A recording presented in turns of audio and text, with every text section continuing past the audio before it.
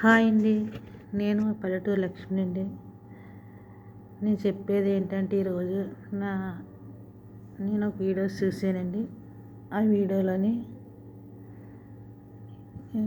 10 సంవత్సరాలు ఉంటాయో పిల్లోడికి 9 సంవత్సరాలు ఉంటాయో ట్యూషన్కి వెళ్ళాడో ట్యూషన్కి పంపించారో స్కూల్లో పంపించారో తెలియదండి. ఏదో పాఠం ఏదో సరిగా చెప్పలేదని ఆ పిల్లోడిని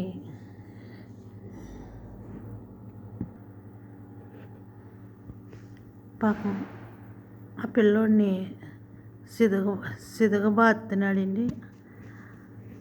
అలా చూసి నా ప్రాణం చాలా అయ్యో, పిల్లలు బడికి వెళ్ళిన పిల్లలు ఇలా కొడతారా అని ఆ టైంలో మా మనవడు జ్ఞాపకం వచ్చాడు.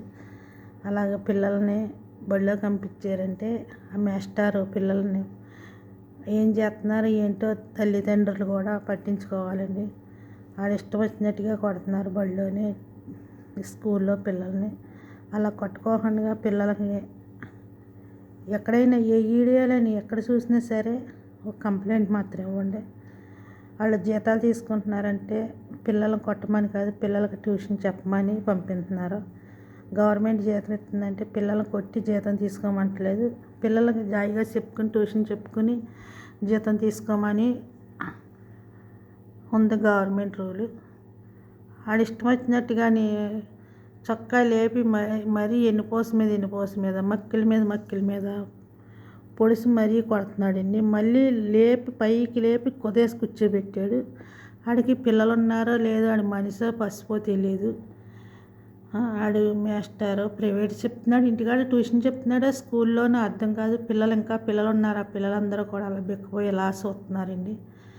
ప్రతి ఒక్కరు కూడా పిల్లలు మాత్రం జాగ్రత్త అండి. స్కూల్కి పంపించిన వాళ్ళు పిల్లలు అది కనుక్కోండి. అమ్మాయి మీకు స్కూల్లో మీ మాస్టర్ మిమ్మల్ని ఏమైనా కొడుతున్నారా ఏమన్నా అంటున్నారని మీరు ప్రతి తల్లిదండ్రులకి ఉంది బాధ్యత అడిగేది. పిల్లలు వెళ్తున్నారు కదా వచ్చారు కదా అని అనుకుంటాం కాదు. పిల్లలు ఏం చేస్తారంటే మళ్ళీ ఇప్పుడు చెప్తే మళ్ళీ కొడతారేమో మళ్ళీ మా మాస్టర్ అని పిల్లలు గమ్మున కొంతమంది చెప్తారు, కొంతమంది చెప్పరు. అది మీరు తెలుసుకొని పిల్లలు మాత్రం జాగ్రత్త అండి. స్కూల్కి పంపించిన వాళ్ళు నాకు తెలుసున్నది నేను చెప్పానండి. సరేనండి, నేను చెప్పింది తప్పో ఒప్పో నేను ఇలా చెప్పినందుకు క్షమించండి. సరేనా, ఉంటానండి.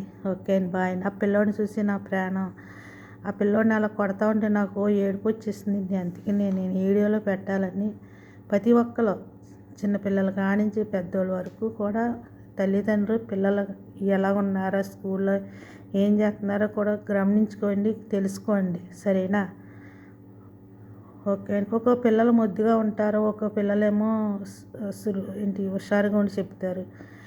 అది ఎందుకు జీతాలు ఇస్తున్నారో తెలియని పిల్లలకి నేర్పుతానికే జీతాలు ఇస్తున్నారు, పిల్లలను కొట్టమని కాదు. అది జీతాలు తీసుకుంటున్నామంటే మనం ఎలా మొదుక్కుని మనం ఎలా పని చేసుకుని ఎలా జాగ్రత్తగా పని చేస్తున్నామో అలాగే మాస్టర్లు కూడా అంతే అలాగే తీసుకుంటారు. పిల్లలకు కూడా అలాగే జాయిగా చెప్పుకుని చెయ్యాలి అంతే. వాళ్ళకే పిల్లలు ఉన్నారు కదా, వాళ్ళ పిల్లలు కూడా స్కూల్కి వెళ్తున్నారు కదా, వాళ్ళ పిల్లలను కూడా అలా కొడితే తెలిసింది వాళ్ళకి కూడా బాధ ఏంటో. సరే అండి, ఉంటానండి. ఇంతవరకు మాట్లాడాను. ఓకే అండి, బాయ్ అండి మీ అందరికి.